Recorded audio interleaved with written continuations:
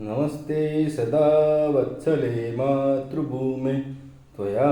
हिन्दुभूमे सुखं वर्धितोऽहं महामङ्गले पुण्यभूमे त्वदर्थे पतत्वे शकायो नमस्ते नमस्ते प्रभो शक्तिमन् हिन्दुराष्ट्राङ्गभूता निमेषादरं त्वां नमामो वयम् त्वदीयाय कार्याय बद्धाघटीयं शुभमाशिषन्देहि तत्पूर्तये अजय्या च विश्वश्रुतिः च शक्तिं सुशीलं जगद्येन नम्रं भवेत् श्रुतं चैव यत्कण्टकाकीर्ण मार्गं स्वयं शिक्षुतघ्नसुखं कारयेत् समुत्कर्षणीयसस्रेकमुग्रं